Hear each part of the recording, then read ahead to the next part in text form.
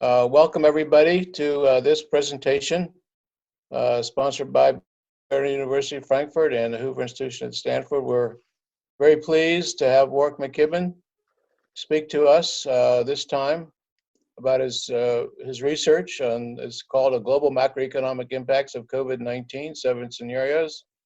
It's an amazing framework for analyzing 24 sectors. We'll hear more about this and alternative scenarios to think about how this pandemic affects the global economy. So Warwick and I are good friends. I'm looking forward to a good presentation from a good friend, and I hope everybody else is too. So take it away, Warwick. Thank you so much. Thanks very much, John, and thanks to you and Volker Wieland for giving me this opportunity to present some of our research. This presentation is based on a joint paper with one of my brand new PhD students. He arrived in January and I threw him into the deep end, Roshen Fernando. This was recently published in the COVID-Economics CEPR volume, and it's based on the work that we started end of January and started circulating to policymakers in mid-February. What I want to do in this presentation is just pull out some general messages that we've learned from doing pandemic modeling since the early 2000s, actually, when we first started working on SARS. Talk about the approach we follow in this paper, and again, to stress that this was not a forecast of what would happen. We had almost no idea that this would turn into a pandemic when we started the paper. So it was really just devising scenarios so that policymakers could have a better idea of, should they try and stop the pandemic if it developed, or should they just let it run through the population?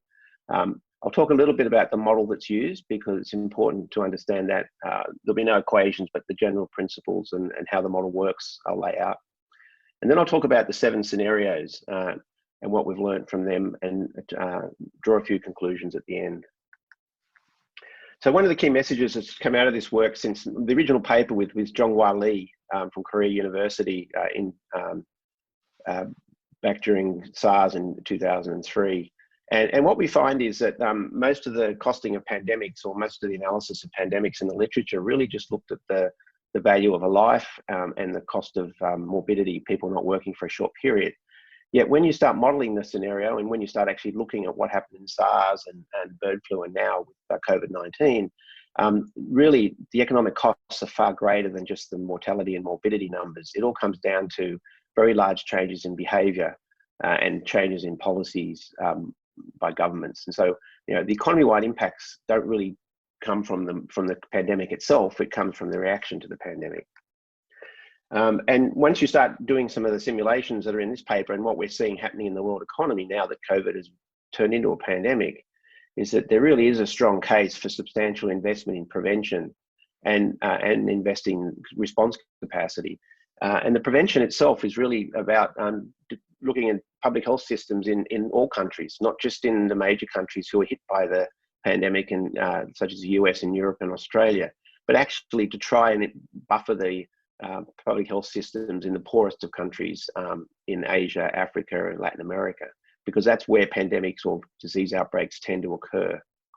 Okay, so once we develop the epidemiological assumptions for the whole world, we then map those epidemiological assumptions onto economic variables, which we focus on shocks to specific sectors as well as macro shocks. And again, we develop a set of indicators, which I'll talk about a bit later. We then take the various shocks to this economy, and we implement these in a global economic model. So when you're modeling the pandemic, the sort of things we focus on are the changes in labor force due to mortality, illness, including carers. So that's mortality and morbidity. We look at the increase in business costs, differentiated by country and by sector. Disruption of production change, so large parts of the economy shut down, and because we've got a multi-sector model, the linkages within the economies across the sectors can lead to quite large disruptions on the supply side. We also make assumptions about how consumer preferences shift. Now, aggregate consumption itself is endogenous in the model, and consumption preferences in response to prices and income changes are endogenous. But where it's changing consumer preferences is because people no longer go to, say, movie theaters or restaurants. And so there's an exogenous shift in preferences as well as the changes in consumption that the model generates. And we also shock risk premium, equity risk premium, and calculate changes in country risk. And we also try and estimate what we think the policy responses of the monetary and fiscal authorities will be in the different countries. So there's epidemiological scenarios that we developed. There were 3 scenarios which actually aren't a pandemic at all. They were 3 scenarios based on the observation that there was this outbreak of a virus in China. And so we looked at 3 different scenarios for China based on the historical data for the major pandemics. And we said, suppose this outbreak only occurs in China. And what we're trying to pick up there were the spillovers of a severe shutdown of China on the global economy. And then the next 3 scenarios, we looked at the question, what if in fact this spills out of China and becomes a global pandemic? And again, we used the historical experiences to try and map that. And then the final scenario, the first 6 scenarios were all a temporary disease outbreak where the shock occurred in the first year, which is 2020, and then reoccurred in a much less severe way in the second year. And then the final scenario was a scenario in which we assumed the shock kept recurring. It was a mild pandemic, but it came every year. And that was to try and estimate the difference between temporary and permanent changes in diseases. And the pandemics that we map on, scenario 4, 5, and 6 is the Hong Kong flu, 68, 69, the Asian flu, 57, and the Spanish flu from 1918 and 19. Now, that data we're using there are just the epidemiological data. What were the case infection rates? What were the case mortality rates?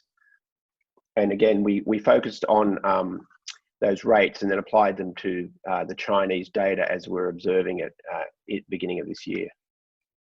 So let me step back and just quickly summarize the model. The model itself is called the Gcube model. It's a joint model I've developed with Peter Wilcoxon since the early 90s, and it's documented in the Handbook of CG Modeling. It's used quite widely for policy analysis and scenarios planning by governments, the IMF, the World Bank, central banks in various countries, corporations, and a number of academic researchers. And the model itself, I call it a hybrid of a DSGE model and a CGE model. The reason that it become obvious as I talk about the model, we have in the model inter-industry linkages. We capture trade flows, capital flows across sectors, across countries. Very clear model of intertemporal choice in consumption and investment. It's an annual model, and the dynamics of the system are coming from the production sectors as well as the consumption and asset accumulation equations. And the model has quite a lot of frictions. There's frictions in the labour market because of the wage setting assumptions in each country, and there are frictions in capital accumulation. There's adjustment costs in capital, sector-specific adjustment costs. In the long run, the model settles down to a full employment neoclassical equilibrium. But in the short run, rigidities mean it takes a long time when a shock hits the system to get from the initial condition to the steady state. And labour is completely mobile across sectors, but there is no immigration, although we have had versions with immigration, but not in this particular one. And it's a fairly straightforward idea. Firms are maximising their value. They're using capital, labour, energy, and material inputs, and there's physical adjustment costs to capital accumulation. Households are maximising expected utility subject to the standard wealth constraint, and we have liquidity constrained households as well. Expectations are a mix of rational and non-rational expectations. So in every market, some of the agents are rational, they're using the model, conditioned on the knowledge that other agents who are in the market aren't using the model, but are following rules of thumb. And as I mentioned, we have capacity for short-run unemployment because of nominal wage stickiness, which is different in different countries, depending on the labour market institution. And then we have a full set of financial variables, markets for bonds, equity, foreign exchange. And we track the international trade in goods, services, and bilateral flows of assets. We also have very clear fiscal rules, and it matters for the results. So in this particular closure, we have a fiscal rule which we call the incremental interest payments rule, and that is the budget deficit can permanently change in any country, but when it does, there's a lump sum tax on households which changes to cover the additional interest servicing costs of the debt. And so you can have permanent shifts in debt in countries, but it has to be sustainable. And each country follows a Henderson-McKibbin-Taylor rule, which shows how interest rates adjust to trade off the various targets. In some countries, it's just a standard Taylor type rule. In other countries like China, there's some weight put on the exchange rate. Saudi Arabia, there's a perfectly pegged exchange rate, and this can all be summarized in the same rule by parameter choice. So what are the key features of the model? There's intertemporal optimizations by household firms. You've got forward-looking savings and investment, financial arbitrage, but the rule of thumb for many households and firms. Where the econometrics comes in is we estimate the isoquants and the elasticities of substitution and the indifference curves, the elasticities of substitutions in households and firms, using a long run of data from Dale Jorgensen, the Jorgensen data set. And so the elasticities of substitution in production and consumption are estimated, but many of the macro dynamic parameters are calibrated. We also have a model of technical change, which I'll talk about shortly. And we distinguish very clearly between financial and physical capital. This is what distinguishes this model from a standard CGE model.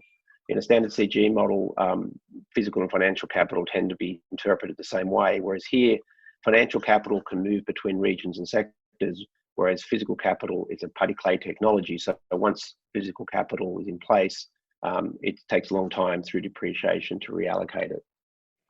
The model itself is a very large model. We call it the G20 model because we model the G20 economies, and then we add additional 4 sectors just because of close the world. And each economy has 6 sectors of production: energy, mining, agriculture, and then 2 types of manufacturing: durable manufacturing and non-durable manufacturing and services. This distinction between durable and non-durable manufacturing is very important when you start changing risk premia, because the response to the durable manufacturing sector to a change in global risk is very different to the response to non-durable manufacturing to the same shock. So in summary, each country, there's a representative household, 2 types of households: one's liquidity constrained and one's not. There is 6 representative firms in each sector, and within those, there are 2 each of liquidity constrained and optimizing firms. There's governments and there's central banks. Now, that's the model. I can talk more about the model. I'll just see if there's any hands are up. No, okay. That's the model. We can talk about that in Q&A if people want to pursue that further. So the first thing to generate with the model is a baseline. So you start the model from 2016, you run it to 2100, and to generate that baseline, we make assumptions about, it's actually labour supply growth by country from the UN data, productivity growth by sector, by country, assumptions about technological change, and very clear policy rules. And again, I won't go deeply into this slide because this sets out what we essentially do in generating the productivity numbers, but we take the Groningen growth 10-sector database, gives us the initial levels of productivity by sector. We then assume that the frontier is the US and the sectors are growing at 1.4%, labour augmenting technical change. We then use the Barrow catch-up model, assuming that all other sectors in each country catch up to the US frontier sector, closing the gap at 2% a year, unless we want to have countries catching up more quickly like China, or countries not catching up hardly at all like Russia. So we can vary the catch-up rate over time across countries. And so we do that to generate an exogenous productivity path. And then the model generates endogenously capital accumulation, sectoral national output growth rates.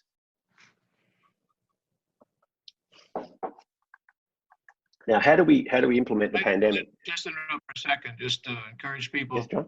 To type in questions. We'll be able to see them and anytime.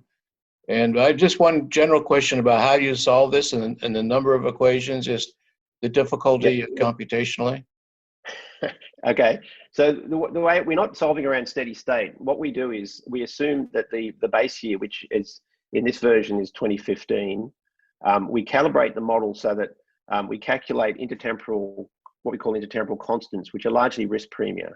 We have this iterative mechanism. So we solved the model in 2015, conditional on the dynamics coming into 2015, given all the exogenous future paths of productivity, taxes, etc. And then we iterate to find risk premia so that the model solution in 2015 is exactly the database for 2015. So in a sense, what we're doing is we're forcing the model to be on the stable manifold. And then once we let that go, the model will evolve towards a steady state over centuries in the case of the emerging countries. So it's very different to the standard DSG type model where we adjust the database to be in a steady state because the initial conditions matter. And so what we're looking at here is not what happens in the steady state. We're looking at what happens around the initial condition for, let's say, 20 or 30 years. Even though we run the model out for hundreds of years, we just focus on the next 20 or 30 years. And so when the shock hits, we're on the stable manifold. The stable manifold shifts, as does the steady state. And we jump, all the jumping variables, tokens, Q, human wealth, exchange rates, etc., will jump onto the new transition path, and then we'll move along that path towards a steady state.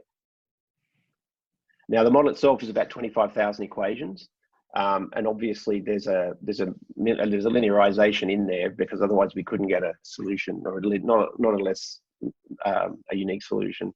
And so yeah, most of the time it works, but sometimes it doesn't. Okay, thank you. And also just maybe add that if anyone wants a copy of the paper, we'll provide that afterwards. Just sorry. Anyway, that's very helpful work. Okay, thanks, John. Okay, so no one expected the pandemic, although in fact they did. When you read the literature, people have been expecting pandemics for 20 years. But let's assume it's a surprise. So all of a sudden, then we've solved the model for 2015. We've replicated 2015. 2016 is a year ahead. The model moves to 2020. No new information. And then in 2020, we get the surprise shock.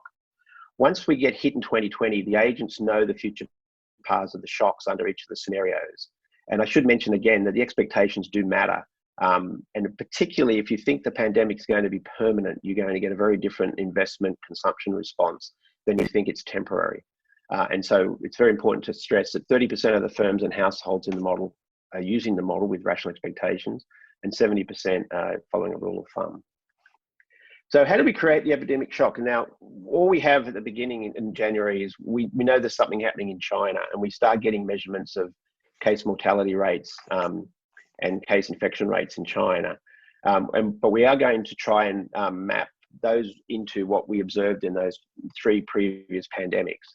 So if you look at what the assumptions have been in building the scenarios, you'll see the first 3 scenarios in this table are the only shocks in China. So we did scenario 1 was an attack rate of 1%. So 1% of Chinese people got infected.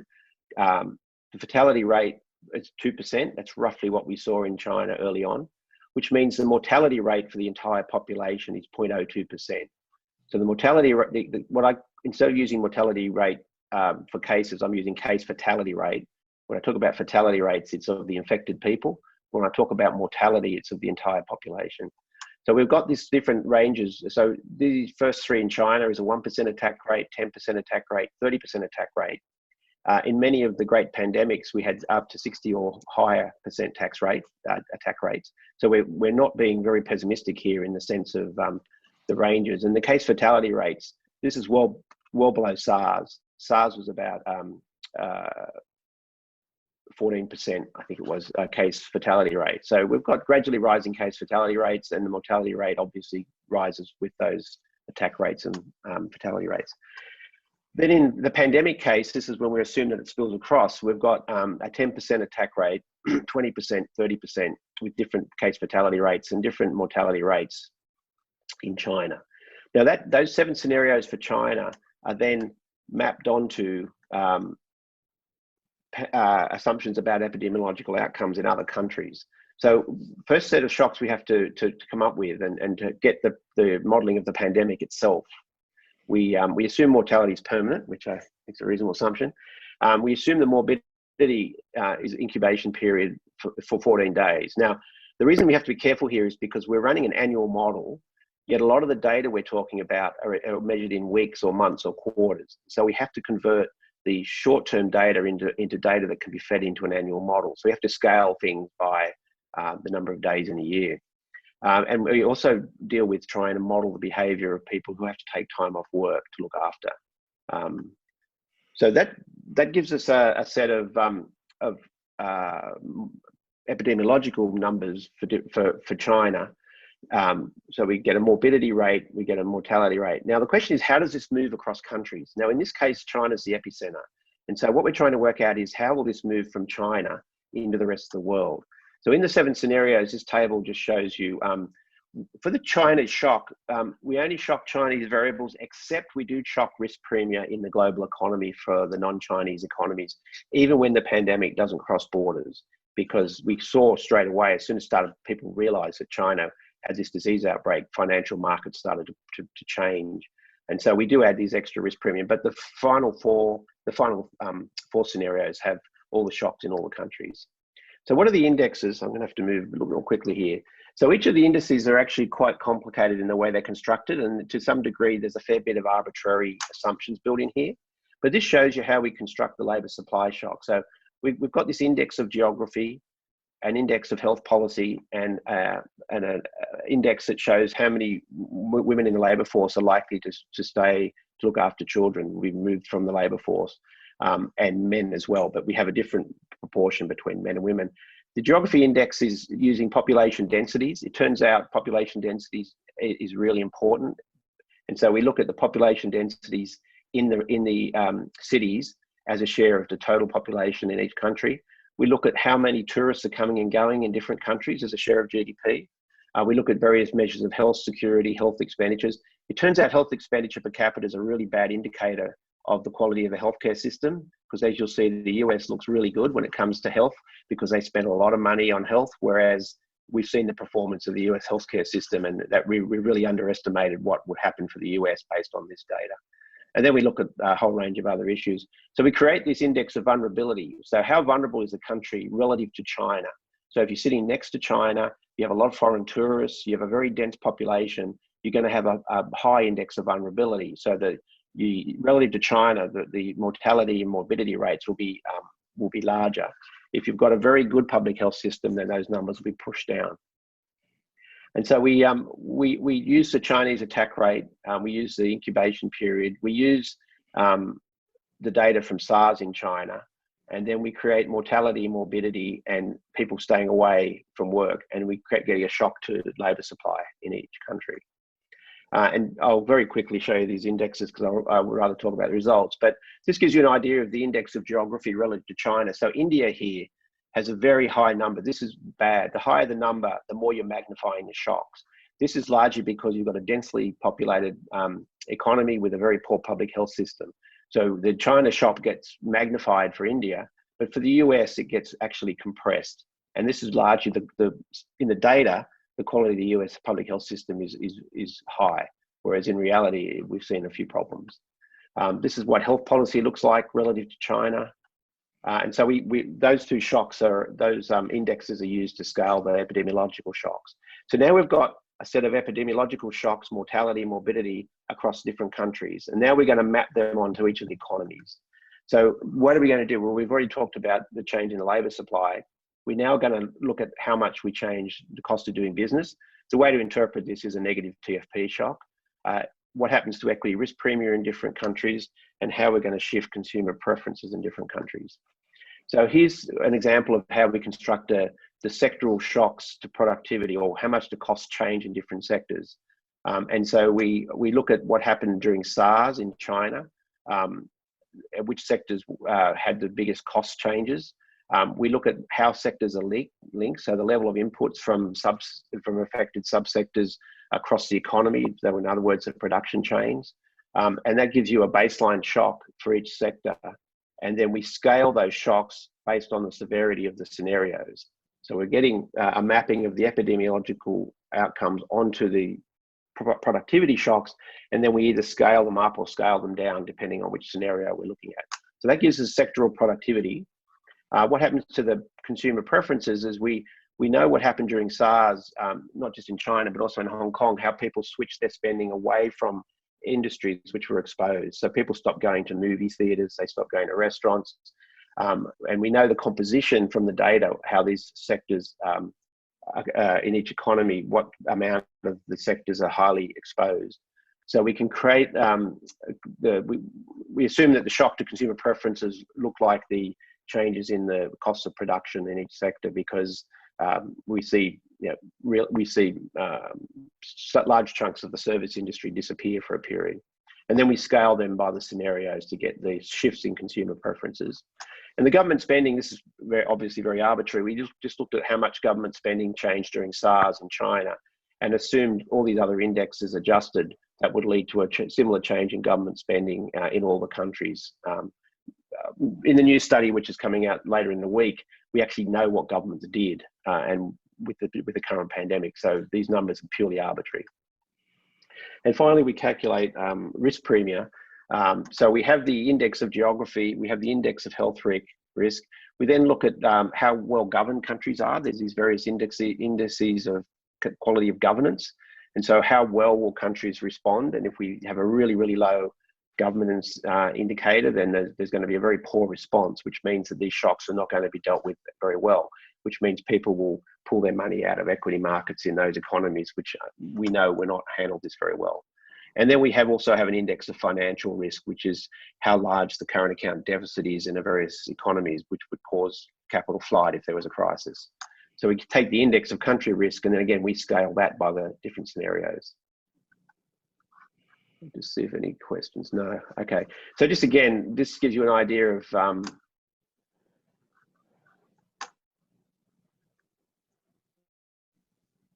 this gives you an idea of the index of governance relative to the US. So when it comes to risk, all the previous shocks we scaled relative to China.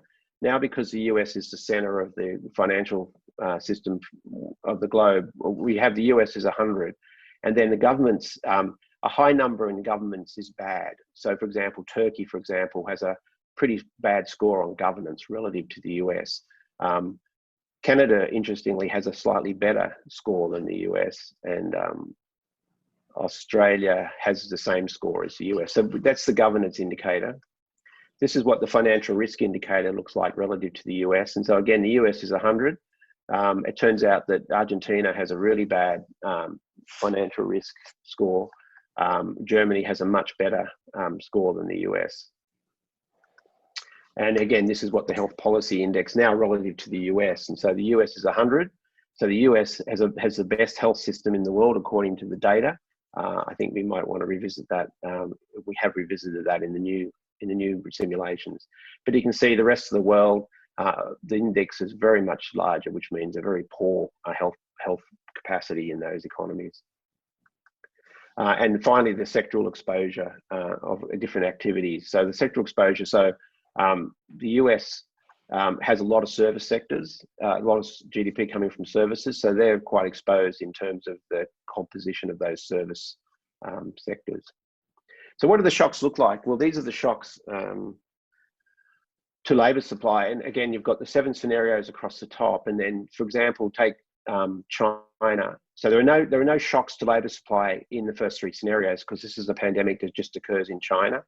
But then once you move into the pandemic phase, we've got the 4 scenarios, 4 till 7. You can see that we're getting fairly large reductions in labour supply. So if we look at the US, 0.4%, 0.83, 1.3, and 0.4 in the permanent scenario. So that's a combination, that minus 1.3% in 2020. That's a combination of people dying, which is not many, but a lot of people not being able to go to work through morbidity because they're sick or because they're looking after people who are sick. This is the scale of the risk premia that comes out. This is the equity risk premia. So this is a risk return between holding bonds and holding equities in different countries. And you can see it varies quite a lot across countries. Those countries that had pretty poor indicators for public health, etc., there's a lot more risk in those economies. This is what happens to the cost of production. So the negative of this is the productivity shock by sector. There's 6 sectors in the model. So you can see it varies across sectors. This is the rest of the countries in the world. So we've got quite a bit of variation in cost of doing business in different countries. These are the shocks to consumption demand in the different countries. And these are the assumptions about how governments responded. Now, actually, if you look at some of the countries, for example, Australia's response is about 10% of GDP. So these numbers are very small compared to what countries have done. The US has done trillions of dollars of spending. So these numbers are really small because the Chinese response to SARS was really small. In the new work, we've actually got real data. So what are the results? I'll just spend the next 5 minutes just quickly going through the results. So this is what comes out purely from the math of the pandemic. If you take the mortality assumption, case fatality assumption, case infection assumption, then you'll find that for Argentina, there'll be 50,000 people will die in the first year, and this ramps up to the Spanish flu. If the Spanish flu was repeated, 226,000 people would die. So again, these are not forecasts. These are just, if you took the numbers from those three great pandemics and applied them to today's population in each of these countries, these are the numbers that you get out. And so you can see for the US, the numbers are pretty large. You're talking about 1 million people in the Spanish flu. We're talking about 236,000 for the standard pandemic, and you're essentially almost halfway there. Again, we're assuming here no policy responses other than the macro responses. So again, it's just a scenario. What if it happened? What happened back in those previous pandemics? This doesn't take into account improvements in health, in treatment, etc. Certainly doesn't assume that there'll be a vaccine either. What happens to GDP loss? Well, not surprisingly, what's interesting is that the GDP loss when the pandemic is only in China is quite significant for various countries, particularly countries that trade with China. As you move across the pandemic to the right, you can see you're starting to get some big numbers. So if you take the Spanish flu and you look at the US, which I can't see, but let's pick Australia then. You can see you're getting close to 8% of GDP lost in the first year from the Spanish flu equivalent. Now, the question then is, what do the impulse responses look like under the various scenarios? And there's a lot of countries, a lot of results. Let me just focus on just China and the US given time. So this is what happens in the model. Scenario 1 is obviously scenario 1 through 3 are the 3 China pandemics. And you can see that the impact on China is a loss of GDP relative to base of 6%. You can see that as you get, as you move along the Chinese scenarios, you're getting different results to the global scenario, even though the impact in China is the same because there are movements in global markets. And you can see that the scenarios which seem to be where we are is around 6% of GDP. We've assumed that the pandemic in each of these scenarios, apart from the scenario 7, the pandemic hits in 2020 in year 1. It then hits again half as much in year 2, and then by year 3 the scenario is gone, but the changes in mortality are permanent. Now, if this is a recurring scenario, you can see that the GDP effects of a recurring scenario, of a recurring pandemic, are actually permanently negative. If you look at what happens in the US, you can see that most of the China scenarios alone don't have a big impact on the US. That's scenarios 1, 2, and 3. Then when we start looking at scenario 4 and 5 and 6, we're starting to get very significant reductions in US GDP, around 8% of GDP. In the actual mortality, fiscal response and sector closure that we see, we're getting closer to 15% of GDP for the US in these new results. But this is just, again, a hypothetical. And if you look at the trade balances, it's kind of interesting. So what happens in China during the, if the pandemic is only in China, scenarios 1, 2, 3, you'll see that you get a trade surplus in China because capital, financial capital, moves out of China to the rest of the world, depreciates the real exchange rate. You get an improvement in the trade balance in China. But as you move to global scenarios, that capital flight starts to diminish because there's nowhere really where to go for the Chinese investors. So you'll find that you'll get some capital flowing into China because you're getting a really bad outcome in the rest of East Asia, for example. So China's a better place to be relative to, let's say, Southeast Asia. And you can see the same story with the US. If the US, the trade balance moves into deficit in the China scenarios because capital's flying into the US, it's pushing up the US dollar, it's pushing down net exports as the capital inflow. But as you're getting a worse and worse pandemic, you'll see that in some of the scenarios, the US trade balance moves into surplus.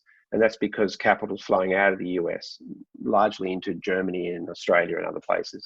And again, if you have a permanent scenario of continued pandemic, a lot of global capital moves into the US economy as a safe haven. So you get this permanent deterioration in the trade balance, which is the capital inflow.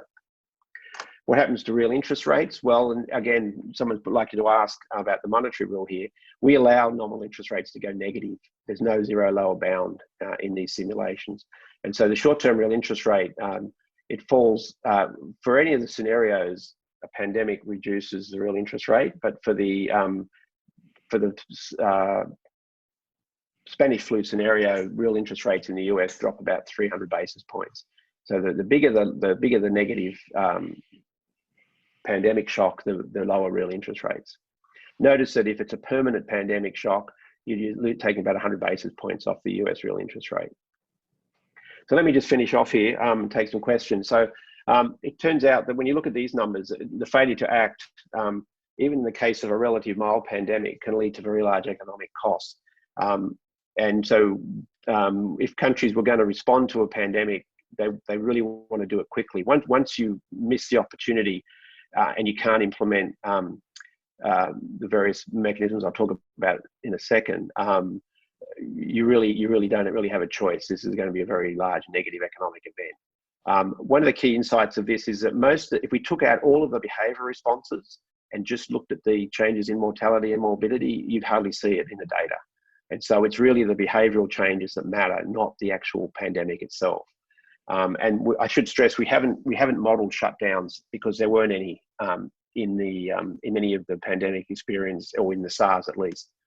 And so in the new work where we model mandated closures, you get much bigger negative hits.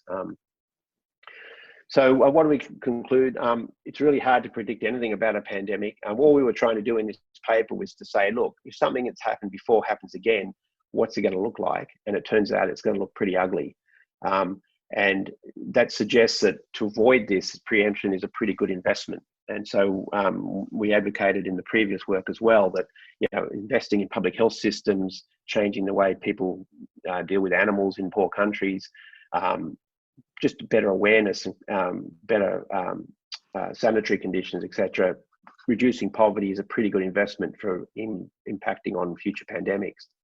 There's a few references here to various papers just for completeness in case anyone wants to look something up. One thing I did want to mention at the end was this paper actually had a big impact in a number of countries.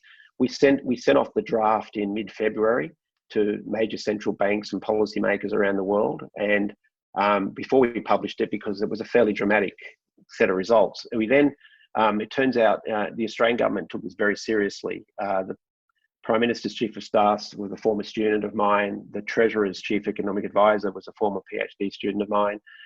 They looked at this, they realised that there was a serious problem, and they implemented very good responses to try and prevent the pandemic from taking off in Australia. I've been involved in the how do you open the economy once the pandemic has been controlled. So if you're interested, there's this really nice group of 8, which are the top 8 universities in Australia, were commissioned to nominate 100 of the top epidemiologists, economists, sociologists, etc., medical researchers, to write a very concise report on how do you get out of this once the recovery, once the disease passes. And it's available on this website, and it's actually a really interesting read. I was involved in chapter 3, but yeah, it's really interesting, and it's based on science.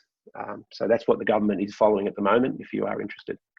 Yeah, and if you're interested in the model, that's Gcube. Mark, this is terrific. Thank you so much. We have a few questions, and I see one's from Andy Filardo. Maybe you could address some of these. I'll read it in case people can't see it. How can you use the model to think through 1, bankruptcies and job separations versus 2, temporary business shutdowns and job furloughs? Here, Andy's worrying about how to think through a cost-benefit analysis of monetary policy lending programs. Yeah, so I mean, that's a good question. The model itself is very aggregated, even though we have 6 sectors. I mean, the reality is each business in each country's got a different set of issues. One of the big issues in Australia and a number of other countries that has been quite successful so far is actually wage subsidies. So in Australia, they've implemented this policy called the Job Keeper policy. And what it does is it pays 80% of the wage of an employee to a small business or a large business. And the trouble with it is it's on the budget. It's actually on the budget, which means the government is actually going to have to pay for this, and it goes till September, so it's 6 months. Now, this JobKeeper package, we estimate, has reduced the unemployment rate by 5%. So in the Australian shock, it would have gone to 15%, and it goes to just over 10% as a level, not the change, but the level of unemployment is at 10%. Now, that JobKeeper program, we've had to put wage subsidies into the model, and so there's a bit of modelling involved, but that turned out to be a pretty important policy. When it comes to bankruptcies, what we advocated in the meeting with the Prime Minister, Chief of Staff, and the secretaries that I attended when I got back from the US, I think what should be done in many of the responses shouldn't be just purely issuing debt and the taxpayers have to pay for any of these interventions. It should be income contingent loans. So what we advocated was, from a corporate point of view, cash flow contingent loan.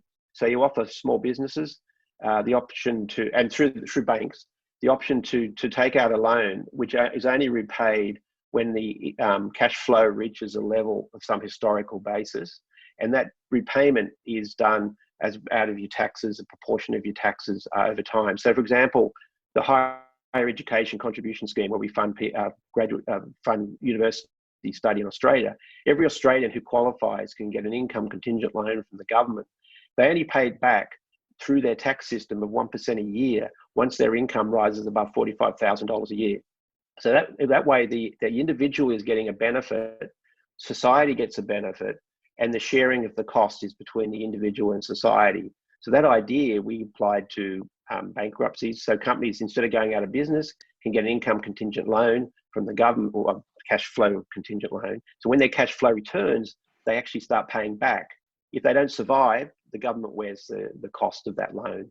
And you can do the same thing with income contingent loans for households. So instead of unemployment benefits being doubled, which is what we did on the job seeker side. So if you did lose your job, the government doubled the unemployment benefits for anyone who lost their job. That's a good policy, but it should be paid for through an income contingent loan. If those people get back into a job, then they gradually pay back 1% a year extra tax for the rest of their life until you actually get. The reason for doing this, of course, is to stop. If incomes collapse, then demand collapses, because this is really a really big supply shock to start with. It then translates to a demand shock, because if you sever income flows, you sever demand, and that is a vicious cycle. And so the idea was to keep incomes flowing in the economy, even if you weren't producing anything. And luckily, Australia had very, very low government debt, 20% of GDP. So the costs on the budget were relatively small, and the real interest rate falling as much as it has means that the interest servicing costs are actually pretty low from any of these interventions. Sorry, it was slightly long-winded. Yeah, thank you. I just most of these interventions you mentioned are helpful, and we're worried sometimes the interventions, the shelter in place and social distancing, you can't go to shops, is harmful. You're not including that yet, I guess, or could you add a little bit of that? Yeah, so what we've done in the new work, which I haven't got to present today, but it should be available very soon, is actually we didn't have in this particular study now any of the closures the government's enforced. What we were modelling were people's changes in behaviour. Most of what you see happening, I would argue, if you look at Sweden versus Denmark, Sweden didn't have any forced closures, Denmark did. What happened was the effects on activity in the economy was roughly the same. Most of what happened in Sweden were people changing their behaviour. And so this argument about should you close, shouldn't you close, it's a very small economic cost of closing, depending with the sectors. There's very small economic cost, but potentially a very large change in the mortality rate. And again, I'm one of the people who believe that you can't have a strong economy unless you have good public health. And so that debate rages in Australia. I had that debate in the Prime Minister's dining room with someone who said, just let it rip. And I said, well, the epidemiologists don't believe that. And we made the argument, I think very convincingly, that it was worth having a go. Once there's too much, like the US right now, you can't control this. What you need to have a viable opening is testing, tracing, and isolating. So if you cannot test because you haven't got enough test kits, if you can't trace because there's just too much of the disease in the economy, and if you can't isolate because people don't believe it, this is going to run through your economy. So then you have to debate, well, why don't we just leave everything open? because the small economic benefit you get from shutting is gone if the disease is already out. And so that's really the critical point on the trade-offs, is the very beginning. Get it quickly, otherwise you're probably better off letting it run through if you've lost control. Thank you. There's some good questions. I'll read one. Does the model take into consideration the government recovery plans to restore the economy? So again, in what I just presented, the only recovery plan was what we saw happen during the SARS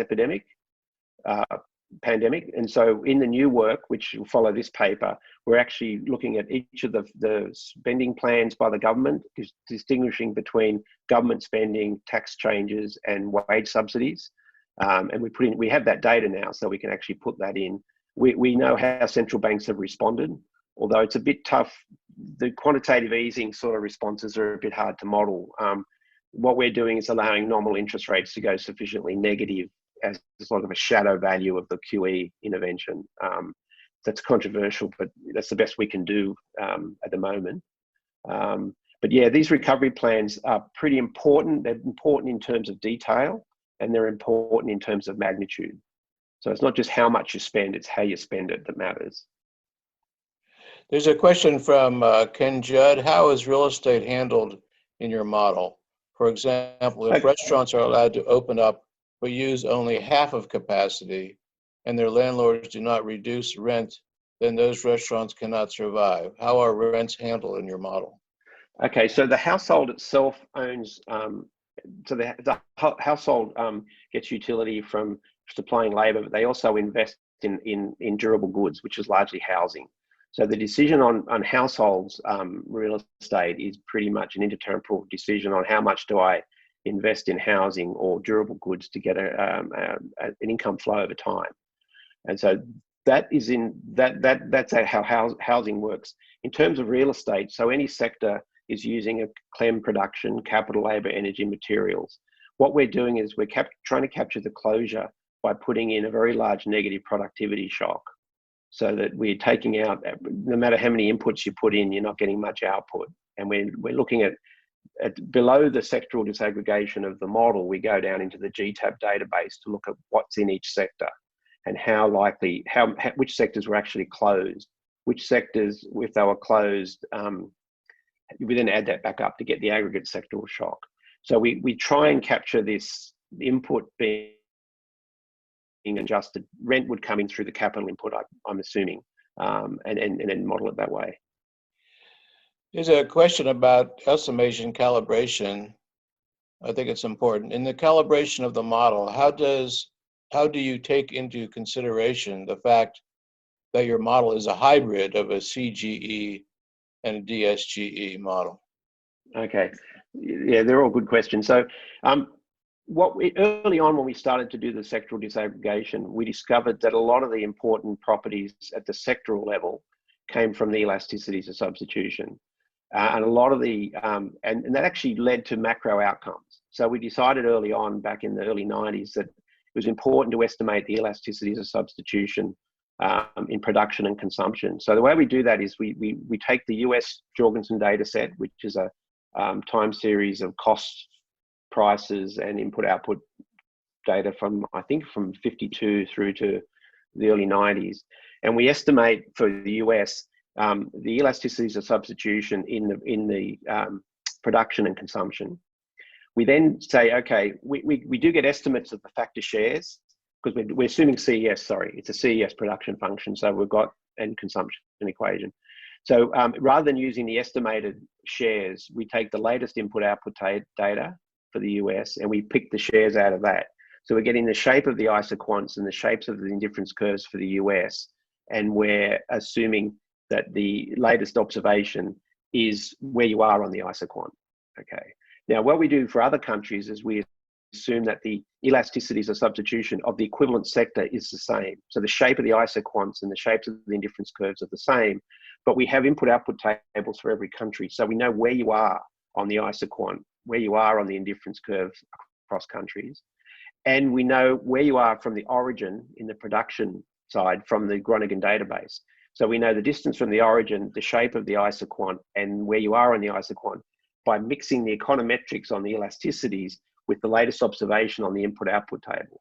So in a sense, I mean, a purist would say, yes, but there's statistical errors in the latest input-output table. And we would say, yes, but you cannot physically estimate, I think it's 15,000 equations in the system. So we estimate the things we think are really important, which are the elasticities of substitution in production and consumption.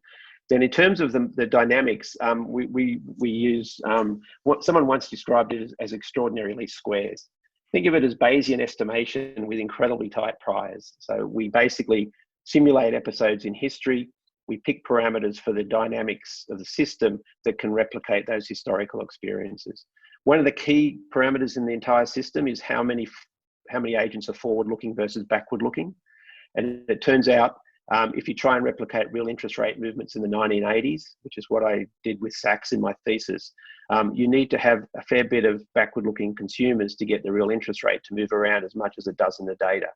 You know, if you didn't have any backward-lookingness at all, the real interest rate would sit at the rate of time preference with little, because there's an adjustment cost, so you get some wiggles. But to get the scale of movements we see in the data, we have to pick parameters. So it's a combination of econometrics on some parameters, calibration on other parameters, and then picking parameters which make the data be replicatable by the model. It's many years of work, obviously. Yeah. No, it's impressive. There's a question about populist governments. It seems that countries with populist governments performed poorly during the pandemic. On the other hand, surprisingly, Greece exit from debt performed well. I don't know if any thoughts about this has to do with maybe your index of government, which is it's interesting in itself.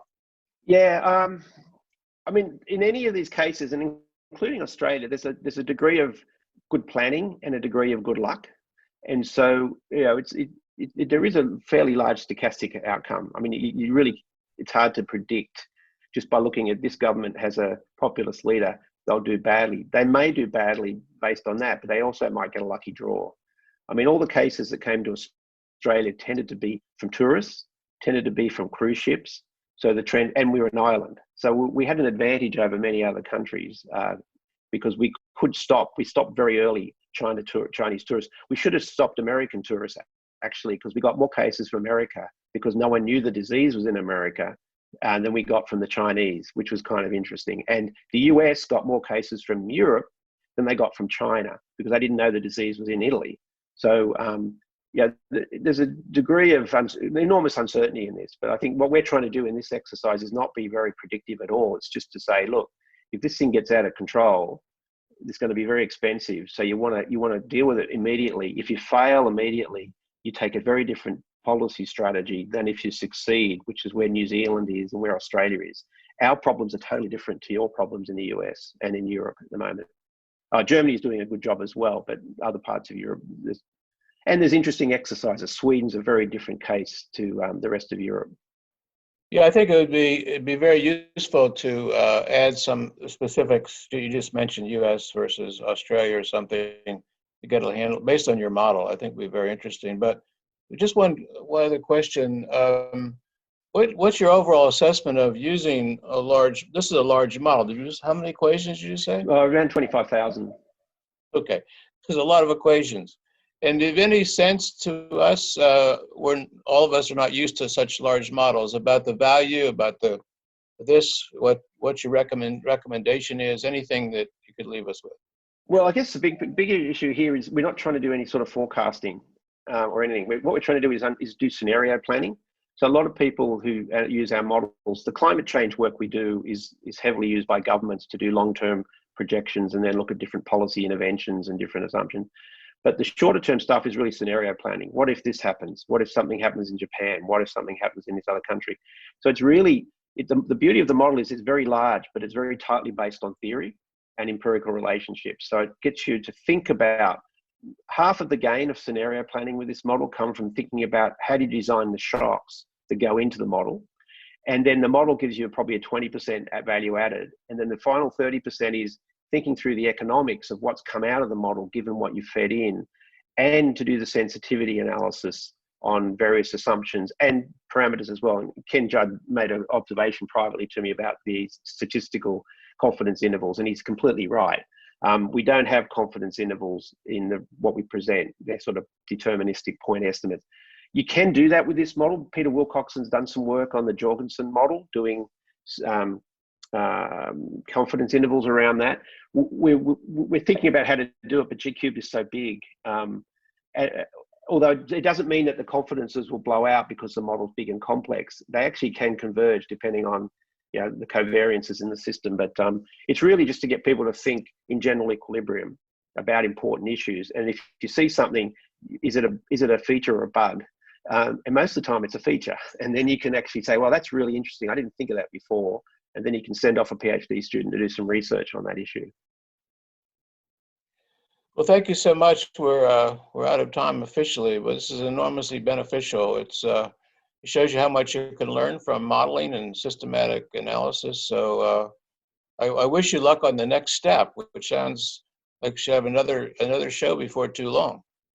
Well, the paper's supposed to be released tonight, Australian time. Okay. It won't be a paper, but there'll be some results, and I'll share them with you, John. And when there's a paper, I'd love to come back and present it. Okay. Well, thanks everyone much for the questions. It's been great, and people can email you again, but thanks so much. This is terrific. Okay. Thanks again for the opportunity, John. Thanks, Volker, if you're there. Okay.